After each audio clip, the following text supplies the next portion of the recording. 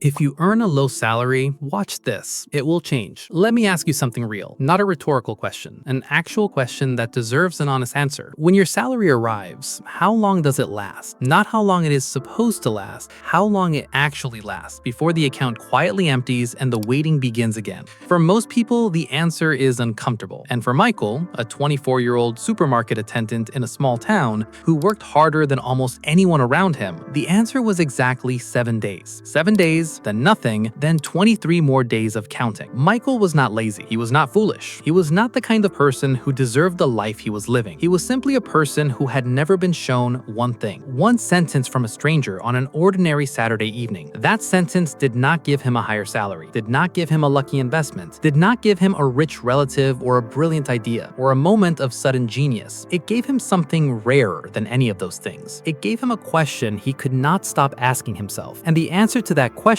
worked out slowly, painfully, over years of small decisions, built a life that nobody who knew Michael at 24 would have believed possible. This is that story. Section 1. The life before the sentence. Michael woke every morning at 5:47, not by choice initially, by the bus schedule. The first bus that would get him to the supermarket by 7 a.m. left at 6:15, and the walk to the bus stop was 20 minutes if he moved quickly, which meant 5:47 or missed the bus, which meant 5:47 every single morning, including Saturday. The supermarket was not cruel work, it was just relentless work. 8 hours of standing, lifting, arranging, helping customers find things they could not find themselves, carrying boxes from the delivery dock to the shelves in a rhythm that repeated until the shift ended, and his back reminded him quietly that it had been doing this for years. His salary at the end of each month, after taxes, after the small deductions for his work uniform, came to $1,340. 14 days of labor to produce $670. 28 days of labor to produce $1,340. He had done this calculation once and then tried to stop doing it because the result made the work feel heavier than it already was. The room he rented cost $380 a month. It had one window that looked directly into the wall of the adjacent building. The roof above the bathroom had a stain from a leak that had been repaired but not repainted. The mattress was on the floor because a bed frame cost money he had not yet allocated toward a bed frame. After rent, $960 remained. Transport, $120. Food, when managed carefully, $200. Phone, $35. Utilities split with the landlord, $45. Total fixed expenses, $780, leaving $180 per month for everything else. $180 per month was not poverty by the global measure, but in the context of the life Michael was trying to build, it was the gap between survival and something better. And it was a gap that should have been closing slowly every month as the $180 accumulated. It was not closing because of what happened on payday. Section 2. The Payday Ritual. The phone call always came within 2 hours of the salary notification. It was always the same voice, his friend, Jerome, who had a talent for knowing, perhaps through some genuine social instinct, the precise moment money had arrived in someone else's account. Michael, tonight, we're going. And Michael, who had been quietly exhausted 30 minutes earlier, would feel something shift, something that felt like relief but was actually its opposite. Where? You know where. Get dressed. The getting dressed involved a ritual that Michael understood intellectually was irrational and participated in anyway. The new shirt bought last payday that had seemed like $45 in the moment and now seemed insane, but was already purchased so had to be justified by wearing it. The shoes that were nicer than his work shoes. The transformation from the person who arranged shelves for 8 hours into someone who looked like he had not been arranging shelves for 8 hours. The night was always the same structure. First, the drinks, which cost more than he budgeted because Jerome ordered first and ordered generously, and splitting the bill meant splitting Jerome's generosity equally among people who had not ordered generously. Then food, at a restaurant where the prices were printed in a font that suggested the numbers were suggestions rather than obligations. Then sometimes more drinks, sometimes a club where the cover charge was the most efficient way he had ever found to turn $20 into nothing in under 4 seconds. The photos were taken throughout, carefully, with angles and expressions that said,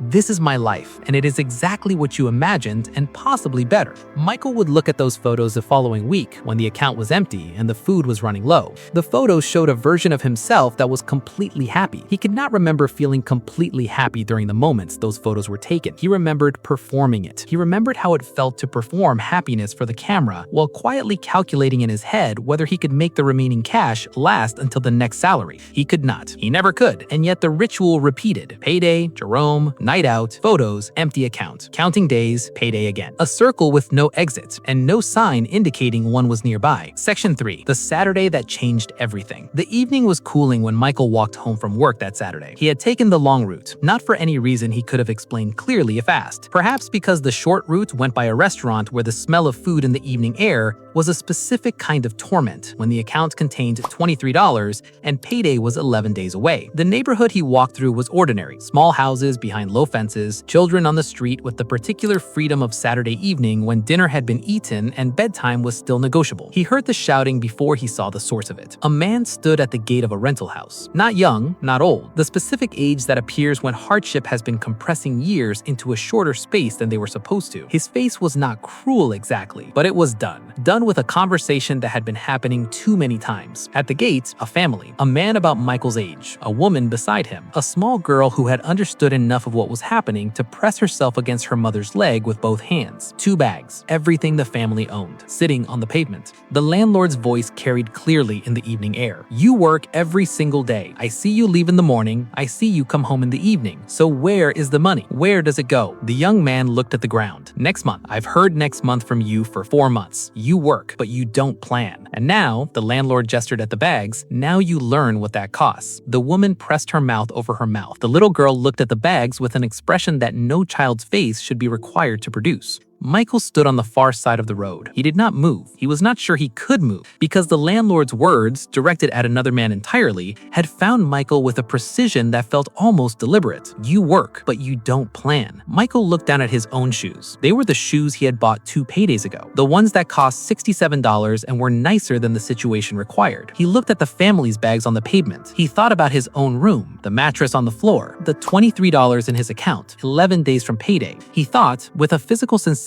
that started in his chest and spread outward, what is the distance between that family and me? He could not find a comfortable answer. He walked home quickly. He did not feel his legs moving. Section 4. The library and the sentence. Michael had never been inside the town library before that Sunday morning. He had walked past it hundreds of times. It had always seemed like a place for people who had already sorted out the basics and moved on to enriching themselves with additional information. A luxury, not urgent. That Sunday, it felt urgent. He did not know what he was looking for exactly. He walked slowly through the shelves, the way you move through a space when you are not sure what you need, but you are certain that you need something. The book did not announce itself dramatically. It was thin. The cover was plain. The title was not exciting. Building Wealth on a Small Income. He read the first chapter sitting in the corner of the library with his coat still on, because he had not committed to staying long enough to take it off. The chapter did not promise anything remarkable. It did not have a secret. It did not pretend there was a trick that the rich were hiding from everyone. It had one sentence that Michael read 3 times, then sat with for a long time, then read again. Your salary is not your problem. Your salary is your material. What you build with it, that is entirely your decision. Michael looked up from the page. Outside the library window, ordinary Sunday morning. People walking, cars moving, the world operating in its usual indifference to whatever was happening inside one person sitting in a corner chair. He looked back at the sentence. Your salary is your material. He had been treating it as a verdict, as evidence that a certain life was not available to him, as the reason things were the way they were and would remain. The book was suggesting something different. The salary was not a verdict. It was clay. What you make with clay depends on what you decide to make, not on how much clay you had been given to start with. Michael borrowed the book, walked home, sat at his small table, read until the light faded outside and he had to turn on the lamp. He did not go out that evening. He did not feel he was missing anything. He did not feel he was missing anything. Section 5. The first payday with a plan. Jerome called at 7:14 p.m. on payday. Michael, tonight. Michael was sitting at his table. In front of him, a piece of paper. On the paper, 4 columns. Must pay, must have, want, save. Not tonight, Jerome. A pause. Genuine surprise on the other end. You sick? No, I'm staying in. Michael, I'll call you in the week. He sat for a moment after ending the call. Listened to the room. The small fan, the sound from the street below. Then he looked back at his paper. $1,340 salary. Rent, $380. First column. Non-negotiable. Transport, $120. First column. Food, $200. Second column. Estimated carefully. Phone, $35. Second column. Utilities, $45. Second column. Total spent, $780. Remaining, $560. He stared at that number. $560. He had never seen $560 sit in a column before. It had always dissolved before he could look at it directly. He wrote in the save column $100, then crossed it out out, wrote $150, then sat with $150 for a while. It seemed both too small to matter and more than he had ever deliberately saved in a single month. He cooked dinner that night, rice and beans. It was not glamorous. He ate it at his small table with the piece of paper still in front of him. It was the best meal he had eaten in a long time, not because of what it was, because of what it was not costing him in ways that would arrive 11 days later. Section 6. The slow years, where real change actually lives. A transformation that stories usually compress into a montage took Michael 4 years of ordinary, unglamorous daily decisions. There was no single moment, no dramatic turning point beyond the one already described, no lucky break that accelerated the timeline, just the same choices made consistently in the specific, unspectacular way that real change actually happens when you take away the music and the camera and the inspirational narration and look at what building something genuinely requires. Month 3, Michael's savings envelope had $340 in it. He kept it in a tin box under the mattress because he did not yet trust himself to have it accessible in a bank account when Jerome called. Month 7, he opened the basic savings account, moved the tin box money. Felt strange seeing the number on a screen rather than counting physical notes. Month 11, his manager noticed that he was the employee who never called in sick, never caused problems, always completed his section before anyone asked him to. She offered him a small supervisory role, $180 more per month. Michael did not spend $180 more per month. He saved $130 of it, lived on $50 more than he had been living on. Year 2, he read 11 books. Not quickly, slowly, with a notebook beside him where he wrote sentences that seemed important and questions the book raised that he did not yet know how to answer. He started waking before the alarm, not because the alarm moved, because something in him had shifted in a direction that made the morning feel useful, rather than something to be endured until work ended. Year 3, he began a very small side business, buying items at the market on Sundays and reselling them during the week. The margins were thin. Some weeks, the profit was $15. Some weeks, nothing. Jerome's group passed him at the market one Sunday morning. They were on their way home from the previous evening. He was setting up his small stall. They looked at each other, both groups. Two different versions of Saturday night. Michael, you sell things now. Trying to. How much did you make this week? About $20. Laughter. Michael smiled. He was going to make $20 again next week and the week after. And one day, he was not sure when, $20 was going to become something else. He kept setting up the stall. Year 4, his savings reached $3,400, which is not a number that sounds significant written plainly, but $3,400 represented something that $23, 11 days from payday, could not represent. Options. For the first time in his adult life, Michael had options. He did not buy the shoes he had wanted for 2 years. He did not upgrade his phone. He did not take the trip Jerome's group was planning to the city for a long weekend. He asked an older man in his neighborhood, a man who owned 3 small rental properties and drove an unremarkable car and was said by people who knew him to be quietly more comfortable than he appeared, if he could sit with him one afternoon and ask him some questions. The man said yes. They sat on plastic chairs in his small yard. The man drank tea. Michael had a notebook. "You have some money saved," he said. It was not a question. "A little, and you want to make it work?" "Yes." The man looked at him for a moment. Most people with a little money go looking for something fast, something exciting. They lose the little money, and then they have nothing again, and they blame the investment. He sipped his tea. The boring things work. The slow things work. Land, a room you can rent, something that pays you while you sleep. Michael wrote that down. Something that pays you while you sleep. How did you start? The man smiled. "One small piece of land, saved for longer than I thought I could stand to save, bought it, put one room on it, rented the room, used the rent to put another room, used that rent to do it again." He looked at his yard. That is the whole story. It took 12 years to become something anyone would notice. It took 12 boring, careful, patient years. Michael looked at his notebook. That's it? That's it. Michael closed the notebook. He was hoping for something more complex, something that required more intelligence to identify, something that explained why so few people had done it. He was beginning to understand. The reason so few people had done it was not that it was complicated. The reason was that 12 boring, careful, patient years was more than most people were willing to offer before they needed the result to arrive. Section 8. The morning of the keys. It took Michael 9 years from that Saturday evening with the family on the pavement to the morning he stood inside his own house. Not a large house, 3 rooms, a proper kitchen, a bathroom with walls that did not have other people's history on them, a bedroom where the bed had a frame because a bed frame was now something he had budgeted for and purchased without the purchase being an emergency or an indulgence. He stood in the room before before the furniture arrived. The walls were new, the floor was clean. The window opened to actual daylight rather than the wall of the adjacent building. He stood there for a long time in the quiet. He thought about the mattress on the floor. He thought about the $23 and 11 days from payday. He thought about the family on the pavement, the 2 bags, the little girl holding her mother's dress with both hands. He thought about the landlord's voice carrying across the evening air. You work, but you don't plan. He looked around the room. He had worked, and he had planned. Not brilliantly, not with exceptional talent or rare intelligence, and a salary that made the mathematics comfortable. Just consistently, patiently, making the same quiet, correct decision every month until the decisions accumulated to something that could not be taken from him. He did not cry. He was not sure what he felt exactly was available in single, simple emotions. He stood in the room, quietly, for a long time. Section 9. What Michael understood that most people don't. Years later, when people in the town knew Michael differently than they had known him at 24, he was sometimes asked about the journey. Not often. He was not a man who invited those conversations, but occasionally. And his answer was always the same, expressed in different words, but always the same idea. I stopped believing my salary was the problem. The salary was just what I had to work with. What I did with it, that was the only part that was actually mine. He would pause there. Most people are waiting for a bigger salary before they start building, but the habits you build on a small salary are the same habits that work on a big one. If you cannot manage $1,340 in a way that moves you forward, you will not manage $4,000 differently. You will just have more expensive versions of the same problem. He had watched this be true in the people around him. In Jerome, who now earns 3 times what he earned at 24 and was still making the same phone call on payday to whoever would answer. The salary had never been the constraint. The plan had been the constraint. And the plan, unlike a salary, was something Michael had always been able to choose. Closing. Here's what this story is actually about. It is not about Michael specifically. Michael is the vehicle. The destination is you. And the question you're going to sit with after this video ends. When your next paycheck arrives, what is it for? Not what you plan to spend it on. What is it actually building toward? What is its purpose beyond surviving the month it arrives in? Because a salary without a purpose is a cycle. Arrive, disappear, arrive again, disappear again. The cycle is not a financial problem. It is a planning problem. And planning problems, unlike salary problems, are entirely within your control, starting with the next paycheck you receive. Michael did not need more money to begin. He needed one sentence at the right moment. Your salary is your material. What you build with it is entirely your decision. You have just heard that sentence. What you build next, that part is yours.